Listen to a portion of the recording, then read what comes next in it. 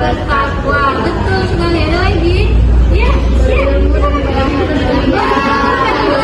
Ya, betul. Ada lagi? Ya, lagi ya, ada lagi ya.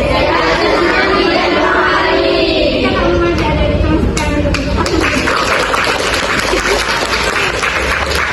Jadi cara menjadi pendidik itu yang pertama dia harus beriman dan bertakwa. Karena ini pendidikan itu kan pendidikan Islam. Lalu yang kedua apa lagi Bu? Kalau nggak berilmu boleh Bu jadi seorang pendidik? Iya. Kalau tidak bisa ilmu diajarkannya, kan? Kemudian ada ikhlas dalam mendidik. Jasmani dan rohani. Kemudian memiliki betul sekali. Lanjut kita kepada hak dan kewajiban. Sebelum kita masuk kepada materi hak dan kewajiban, kita ingin bertanya kepada teman-teman mahasiswa, apa itu hak, apa itu kewajiban? Yang tahu?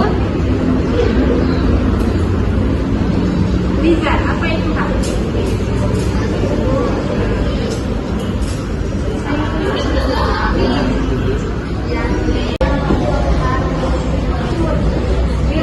Kemudian ada lagi yang lain, ya.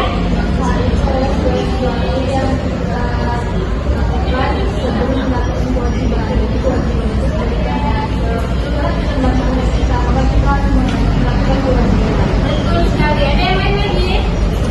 Oke, mari kita bahas. Jadi apa hak itu sesuatu yang harus kita peroleh. Yang kita wajib memperoleh hasil. Kemudian apa itu kewajiban? Itu sesuatu yang harus kita laksanakan. Kita kepada masyarakat ini bahwa kewajiban tersebut apa contoh seorang pendidik mendapatkan gaji. Benar sekali. Yang lain ada lagi? Dihormati beserta dia. Kemudian yang ketiga apa? Mendapatkan apa lagi Bu? Dihormati oleh peserta didik. Dan lain-lain sebagainya. Setelah kita mendapatkan hak dan kewajiban, kita harus melakukan kewajiban. Teman-teman, sebagai calon seorang pendidik, apa kewajiban kita sebagai seorang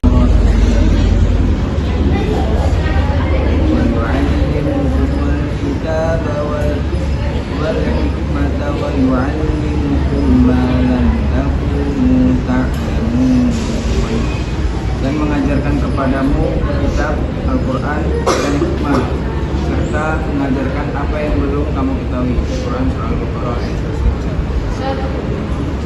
Jadi di dalam Quran Surah Al-Baqarah ayat 151 ini ada kata wa yu'allimukumul kitaba wal hikmah wa yu'allimukum ma lam takunu ta'lamun. Gimana dia kata mu'allimnya Bu? Jadi kata wa yu'allimukum. Apa artinya? Dan mengajarkan kepadamu kitab Al-Quran. Apa tadi kata mu'allim Bu? Itu orang yang mengajarkan ilmu. Jadi dalam dalil Quran Surah Al-Baqarah ayat 151 terdapat kata wa yu'allimukum, artinya mengajarkan kepada